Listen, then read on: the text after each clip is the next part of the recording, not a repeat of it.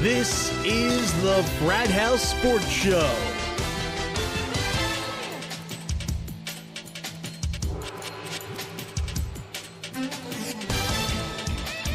And now for this week's completely different and humorous perspective on everything sports, here's Frat House Mike and Sidekick.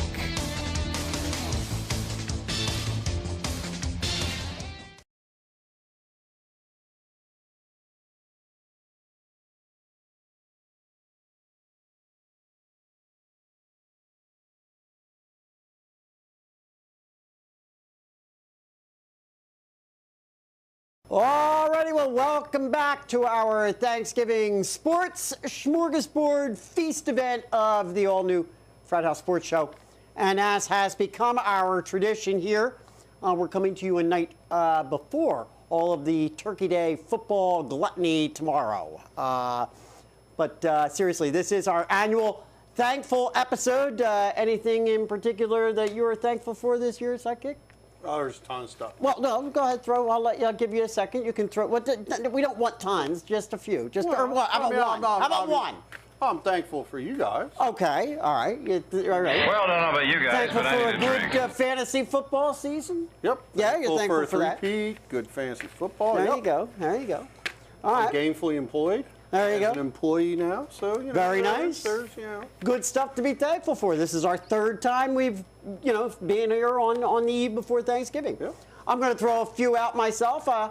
I'm thankful, as you just said, for the fact that this show has made it to 117 weeks. How about thankful, too, as well for our loyal Facebook followers and fans who have continued to promote our show every single week. We thank you very, very much for that. Listen, I'm also very thankful for how about our own Uncle Mark for helping us stay on top of the biggest stories in the NHL. And what do you say that we get to our regular NHL hat trick segment? Alrighty, yeah. Sponsored by our friends down in the Baltimore region at Herb FM Sports Radio. Check them out and give them a listen at www.herbfm.com. Also, check out on our Facebook page for the programming schedule. I frequently put it up there, and announcements when our weekly audio versions of this show are aired on their airwaves. All right, and let's get to our hat trick segment. Okay, Mark, you've got two big stories for us in the NHL, and, well, both of them are off the ice, so how about you hit us with them? All right, real good. Happy to. And listen, happy Thanksgiving, you right? got it, Happy man. Thanksgiving, Mike and Sidekick. Yep. All right, so here it is. Probably something we expected was going to happen, especially in light of the NFL recent litigation.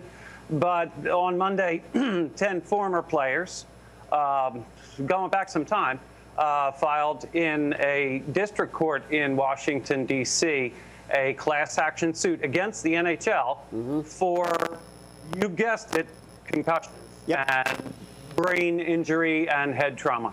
The suit is brought in the name of 10 players.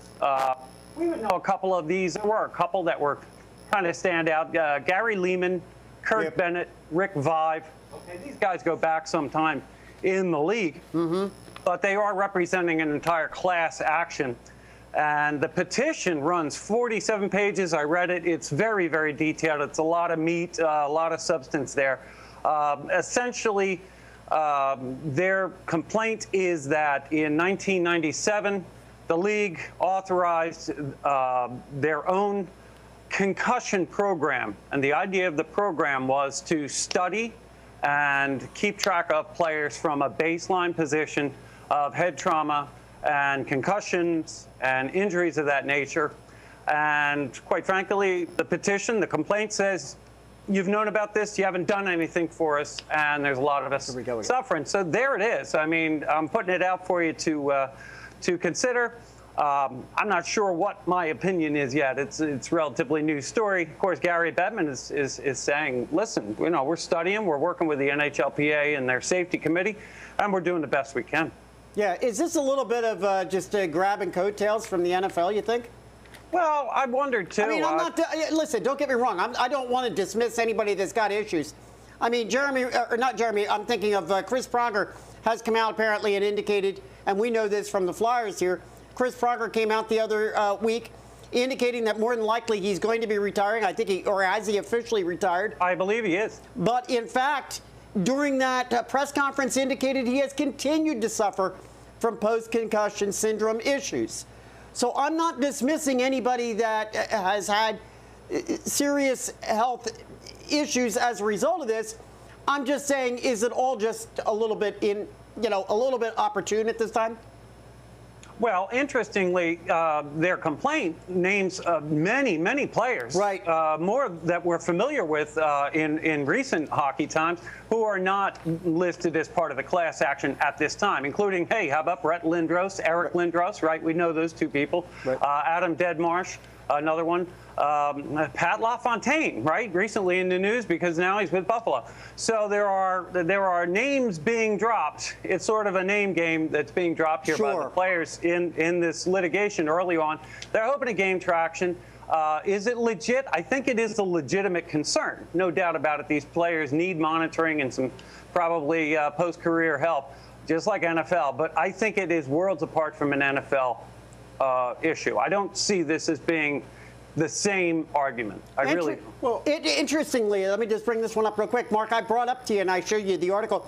Keith Primo, who apparently was asked to join in on this, in fact said no, he would not.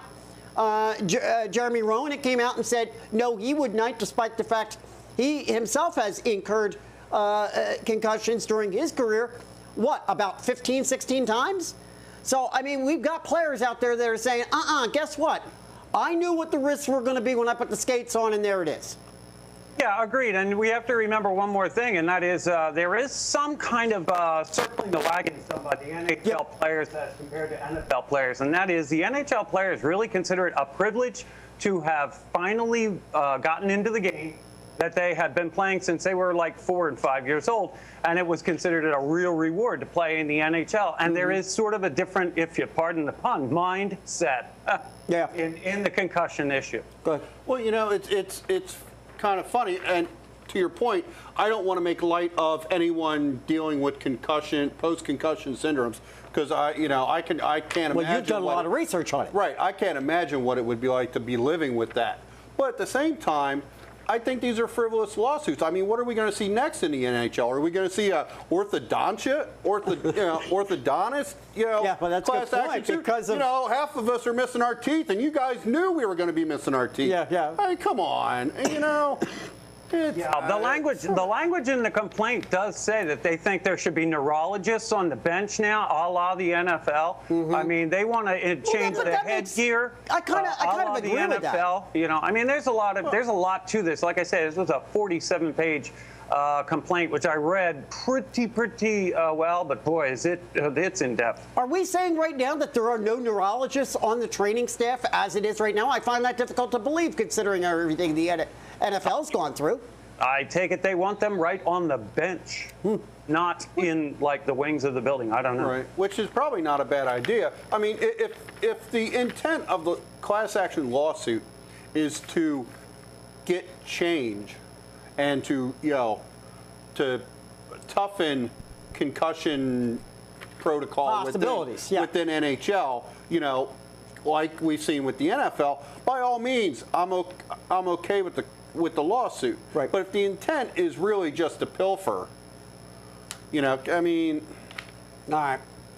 Well, I guess we're going to be following that one as we go along. You've got another big story that is all about, I guess, kind of money and pilfering. Well, yeah, you talk about the money grabbing, you talk about the holiday, and let's be thankful. I mean, the NHL right now is very thankful to a major mega deal. It affects those north of us in Canada more than it affects the U.S.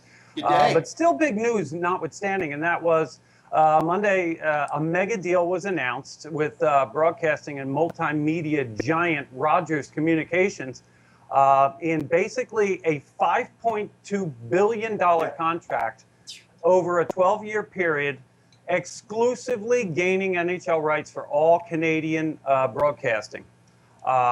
This is really big news, because prior to now, there's been multiple players, as we know, in the Canadian NHL. You've had the CBC, and they've been bringing us Hockey Night in Canada. We've had TSN, which is the ESPN affiliate, sort of affiliate up there, and they've been bringing us Montreal Canadiens. They've been bringing us the Winnipeg Jets. And with this deal, it is a broad sweeping deal.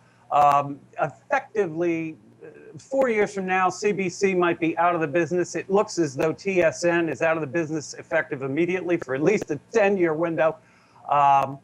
It's big news. The president right now of Rogers Media was formerly the president of TSN.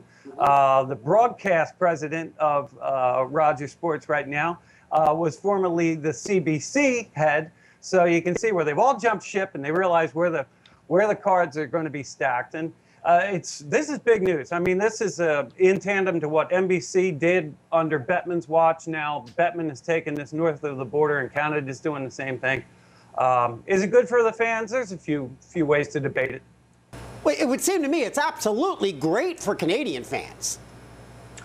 Well, I mean, absolutely. Here's the upside. You're not going to have blackouts. You're not going to have that regionalization. Right. Okay.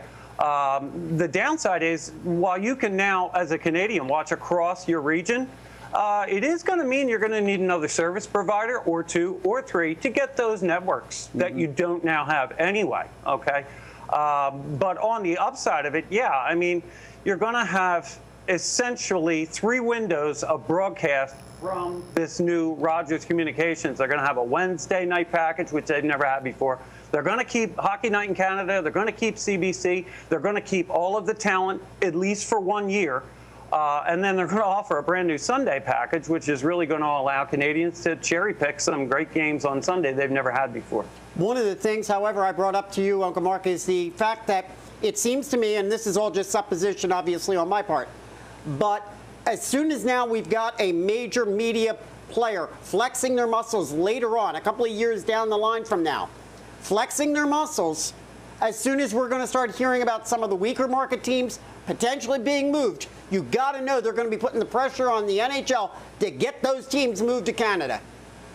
Well, yeah. I mean, there's first of all, the Rogers thing is going to be subject to the Board of Governors approval, and that's probably, I mean, it's tacitly approved right now, but it's probably going to happen when they meet in Pebble Beach, California, December 9 and 10. That's a Monday and Tuesday.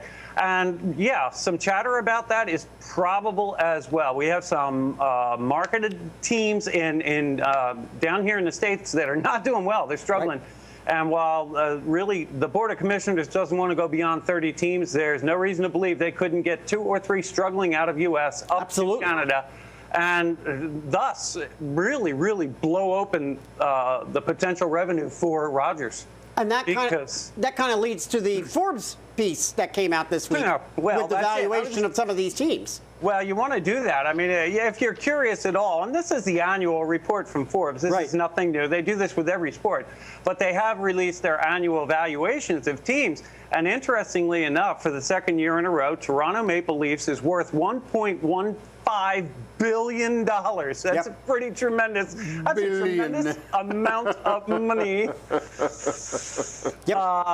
And they've listed all 30 teams in their valuation. And even the Winnipeg Jets, a relatively new team, is in place number 16 of 30. They've jumped up their valuation to $340 million. So, I mean, really, when you look at the bottom 14 teams, they're all U.S.-based, and some are struggling. I mean, you've got a relatively successful Phoenix Coyotes team right now in the standings, and they're making some noise out there in the West. But they've lost operating revenue. They've seen their valuation drop from last year. I mean, there's every reason to believe that that could be as well supported up there in Quebec or, you know, another province in Canada. You got it. No doubt about it. All right. All right, Uncle Mark, we appreciate your NHL news there. Real quick, before I let you go for the holiday and for Thanksgiving, Sidekick and I are going to be doing our NFL football picks here momentarily for Week 13. One of the games on our list is the Arizona Cardinals, who are right now 7-4, going up against the Philadelphia Eagles, who are 6-5. You've got kind of a split affinity on this one, but just for the fun of it, where are you coming down on that game? Yeah, just for S&G, Just for S&G, we're gonna. I'll tell you this. I'm going out with the Cardinals. Absolutely. I think they'll beat the stuffing. I gotta believe it. They're going to beat the stuffing out of the Philadelphia Eagles. I do have split affinity, no doubt about it. I got some split affinity.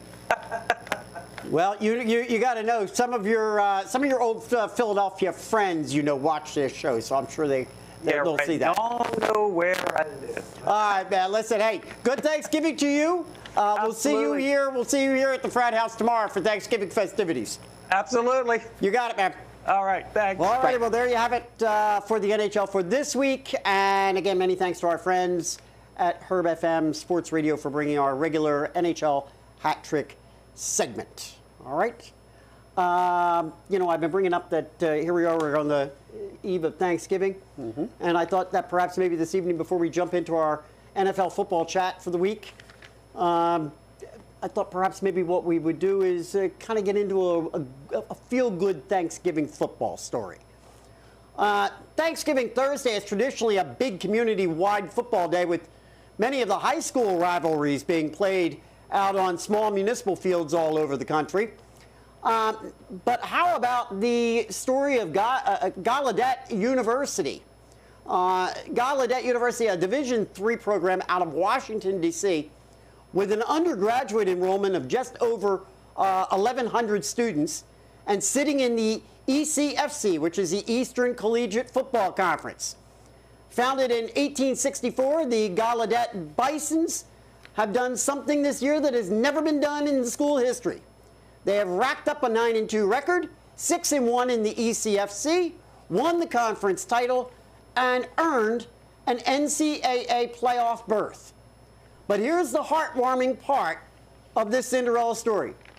All of the players are either deaf or hard of hearing, as Gallaudet, by their mission statement, is a, quote, bilingual, diverse, multicultural institution of higher education that ensures the intellectual and professional advancement of deaf and hard of hearing individuals through American Sign Language and English. Needless to say, the school has received a lot of attention in the past few days from media from all over the country.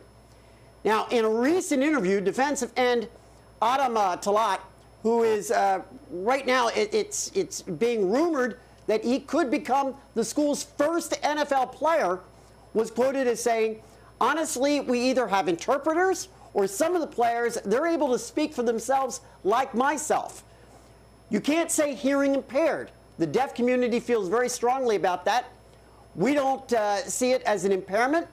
We just can't hear. That's it.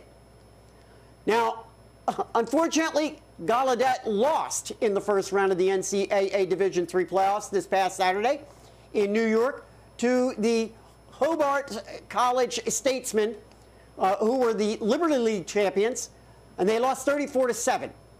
But the accomplishment this season of Gallaudet earns them our Thanksgiving story of the year. Congratulations to the Bisons. Nice story. Yeah, nice absolutely. story. I think we ought to make that a tradition. We're going to bring a nice, heartwarming Thanksgiving story every year. But let's turn our attention, how about, over to the NFL. And in keeping with the holiday, we're going to keep our stories this week on the lighter side.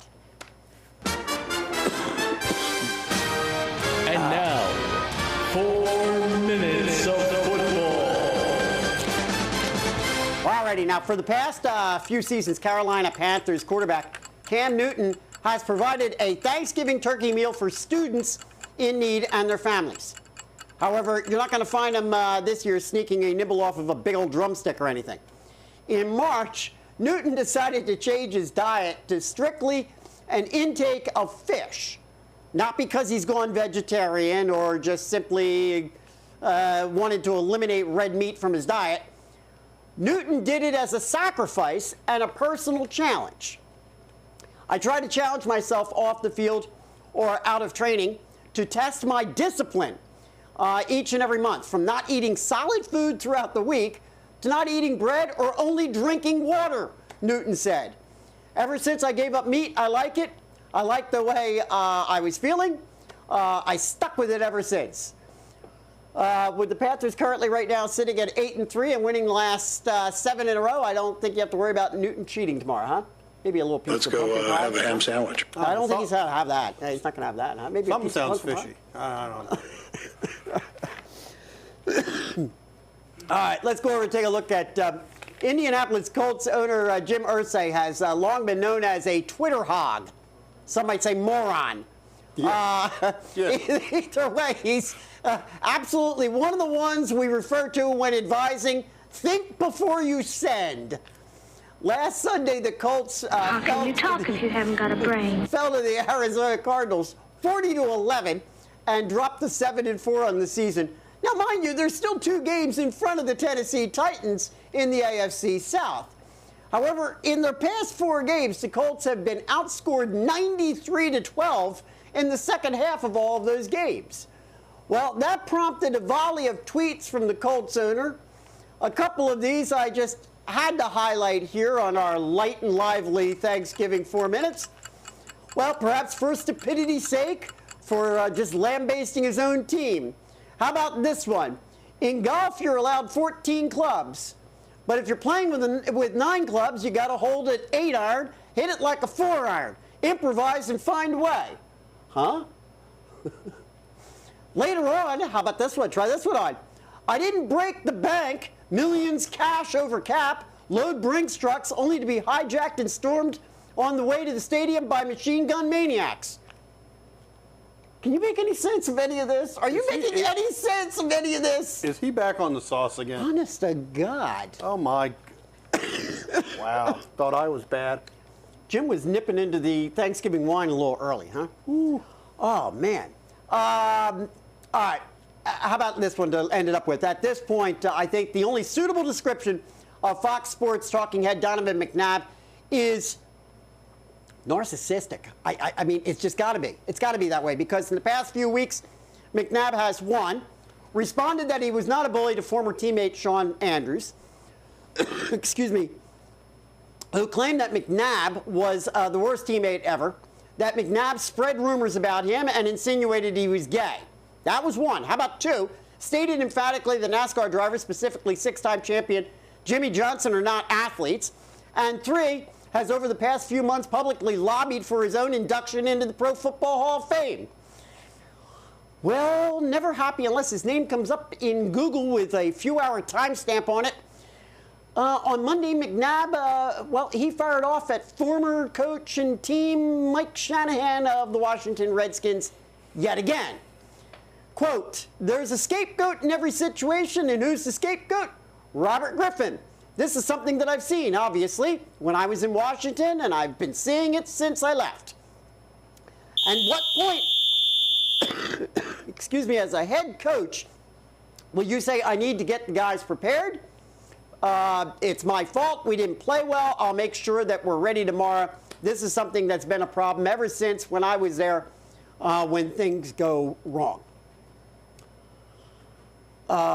The guy just needs to shut up. I mean, honestly, seriously, I don't. Dude, don't his 5 minutes of fame was over. Really? You know, you're not kidding. Quite a few years ago. Some people without brains do an awful lot of talking. Oh, really? And it's only worse now that he's on Fox. Like, he has to justify why he's on Fox. Yeah, it's almost as if he is actually positively looking for any lightning rod he can possibly find. Yeah. Really. I mean, I'd rather be surfing Jim Irsay's Twitter feed. Yeah, you're absolutely right. All right. Bear with me. I'm trying to get through here. I got a little tickle. It's really killing me here. All right. In the first time, okay, for the first time, let's go take a look at our picks for the week. But the first time in many, many weeks, we have a full roster of 16 games this week as the bye weeks have concluded as of last week. And that means we've got a full slate for week 13. And as usual, our picks are brought to you and us by our friends Carl and Jim over at CLW83.com.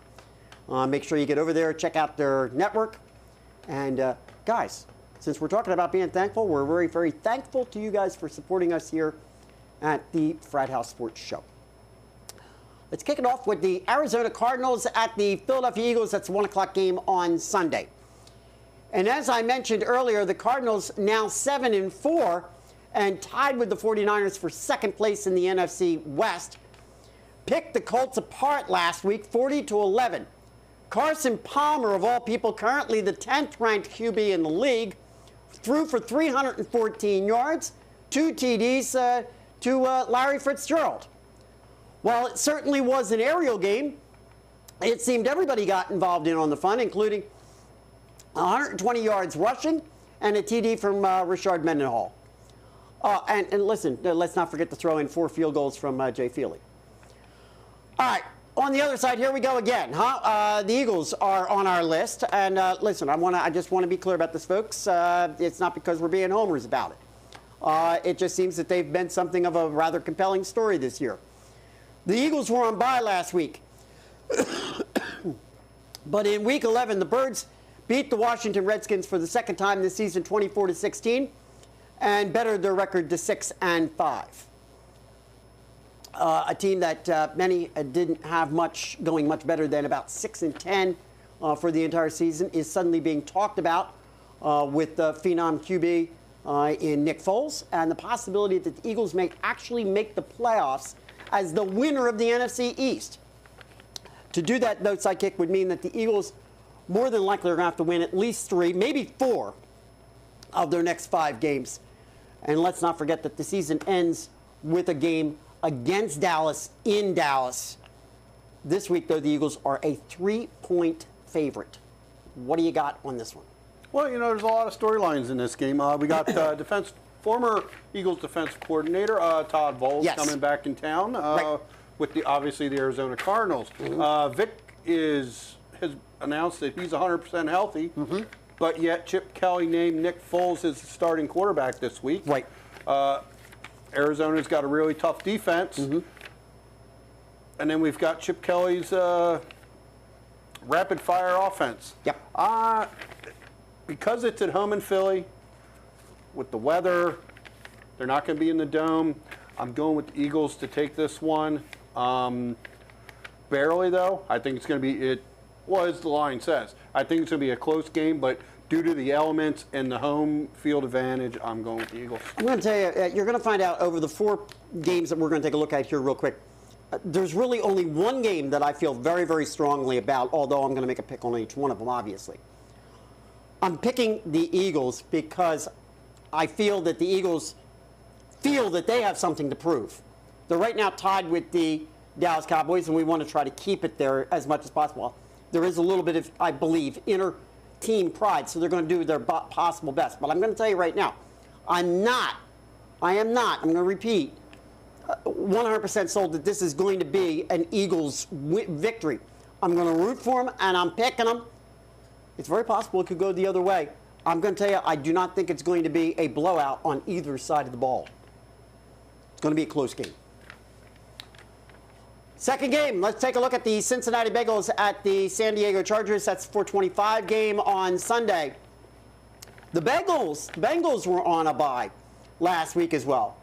And when they last played in Week 11, they took care of the Cleveland Browns 41-20. This particular matchup poses interesting quarterback head-to-head with Andy Dalton, the 7th-ranked QB, going on up against Phillip Rivers, the 4th-ranked quarterback. Bengals have got A.J. Green, currently over right now 1,000 yards receiving on 67 receptions and 6 TDs. Throw in their all-purpose back Giovanni Bernard in the mix, and you've got the makings of a rather explosive offense. Now, the Chargers are coming off a rather a little bit of a stunning defeat of the Chiefs last weekend in that nail-biter that came down to the last minute in the 4th quarter. And Rivers rallied the comeback TD to win by just 3, 41-38. Rivers ended up with 3 TDs and a 127.3 QB rating. But that's been my complaint with Rivers all season long. You just never know which one is going to show up on any given Sunday. Intriguing matchup here, Sidekick, with the Chargers favored by 1. What do you got? Well, it's going to be an interesting game. Again, another close game. We've got we've talked about the Bengals offense. I've got Bernard on my fantasy team. But, we're talking about Andy Dalton. But their defense, they've got a batch of injuries on defense. And then we've got the Chargers offense who can put up points if they want to. And I think they're going to have an easy time putting up points against the Bengals. So it's going to be between, I think it's going to turn into a gun show. But I'm actually going to go ahead with the Chargers, and I think they're going to pull this one out at home. Yeah, interesting. We're going to come down on the same side on this one because I really thought you were going to come down the other way. I'm going to go with the Chargers as well on this one. But again, as I pointed out, this is one of those, of the 4 games, this is one of those, I think it could go either way. I'm picking the Chargers as well. Let's go take a look at the Denver Broncos at the Kansas City Chiefs. That's a 4:25 game on Sunday. Weren't we just here a couple of weeks ago? It seems that way, huh? I'm kidding, we're not in Kansas anymore. Broncos were involved in... Actually, this week we are in Kansas. Yeah. Well, the Broncos came down, and they were involved in their own nail-biter as well with the New England Patriots last weekend. And the Pats prevailed, 34-31. I suppose everyone is entitled to a bad game, and I guess we could say that about Peyton Manning last week. But before I go getting lambasted by the folks here at the Frat House, I wish to make this observation, and that is that Manning has not been as dominant in his past 3 to 4 games as we saw earlier in this year. Nobody's perfect. Last week, the Broncos had to turn to a running game, 224 yards just from Marino, 280 yards on the ground. In total versus 150 yards in the air on just 19 receptions. Manning ended up last week 19 of 36 with a paltry 70.4 QB rating. As mentioned, the Chargers beat the Chiefs 41-38 for their second loss of the season. That's their second loss in a row. Now, as I just pointed out, here we go again. We previewed this game. It feels like, what was it, just 2-3 weeks ago when the Chiefs went to Denver. And you got to wonder if both teams are beginning to slow down just a bit. On paper, the two teams match up very, very well with rushers and receivers. And so long as we're not dealing with a hobbled Peyton Manning, as it has appeared in the past couple of weeks, you'd have to give the QB edge to the Broncos. But the defensive edge has to go to the Chiefs. Vegas doesn't see it quite as close as I do, as they're making the Broncos a 5-point road favorite. Where do you got it? Well, you know where I'm coming from. Are the Chiefs going to win? Are they going to lose 3 in a row? I'm going with the Chiefs. Plain and simple. Time's yours. Bingo. I'm going with the Broncos.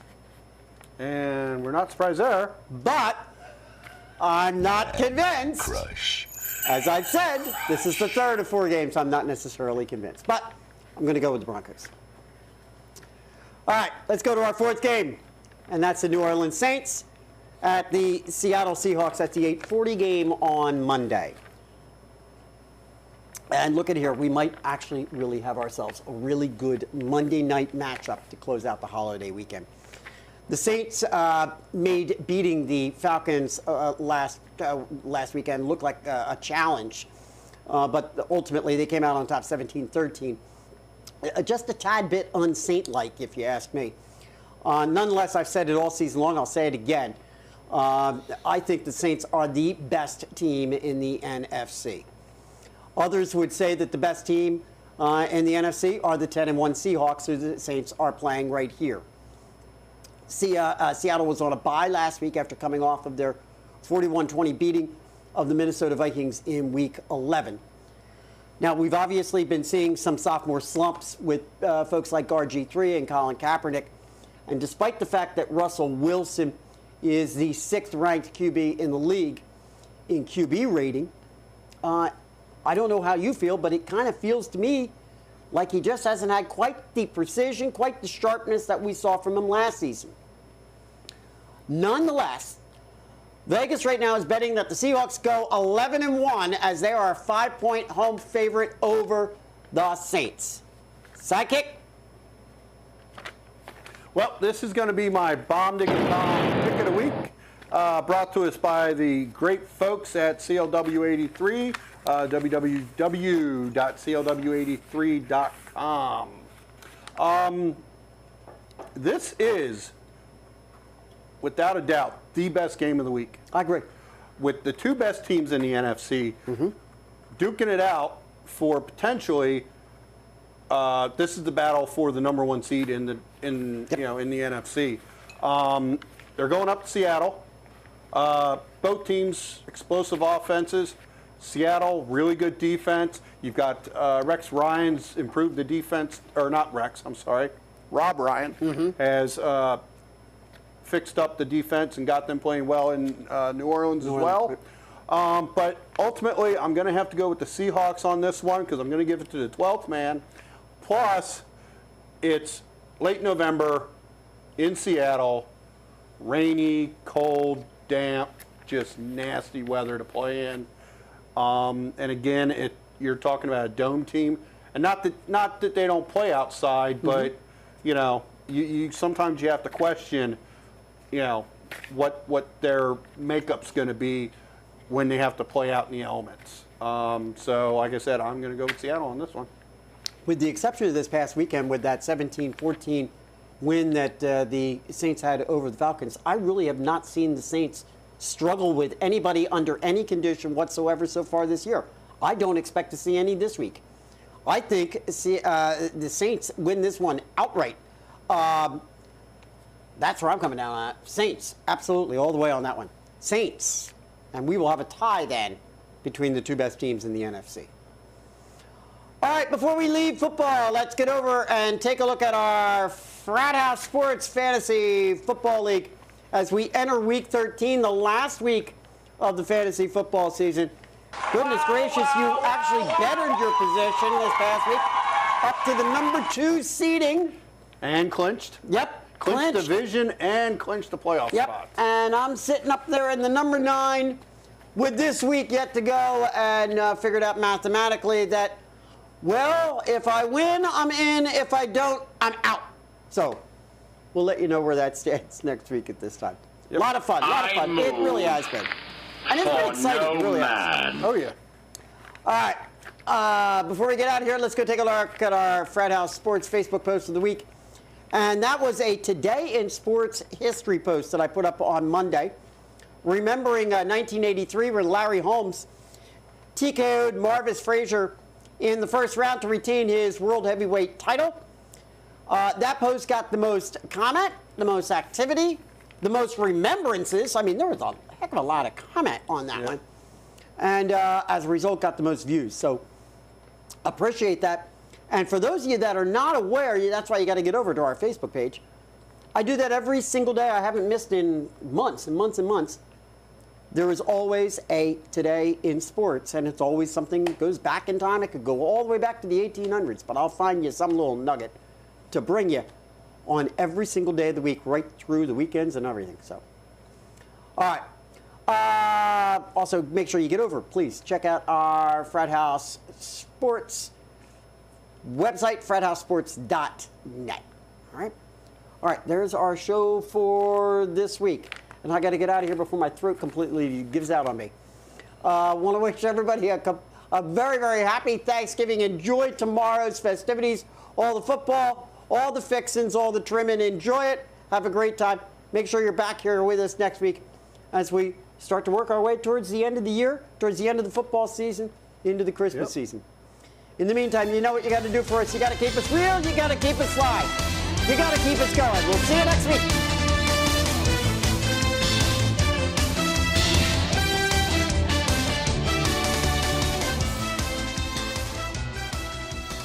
It's Thanksgiving, and I thought we'd bring a feel-good Thanksgiving football story. And then we're going to get into the... Now, I've got 3 slides for it, so just kind of roll through them as I tell the little story on the Gallaudet University Division III program. And that's the last slide, so we'll want to end with the slide somewhere in there. Probably the best time to bring that up, Brandon, would be when I get into the interview from defensive end Autumn Talat. Autumn Talat. All right?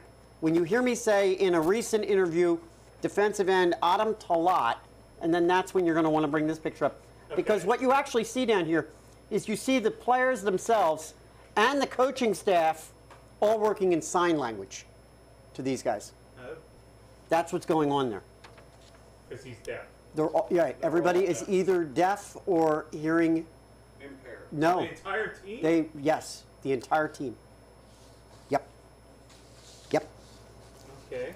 In fact, they refuse to use the word hearing impaired. They are, what is the phrase they use? Fart sound. Nice. Yeah. They didn't hear that. Hard of hearing. They say hard of hearing. They feel that the phraseology hearing impaired is technically incorrect because it's not that they have an impairment, it's that they can't hear. They can't hear.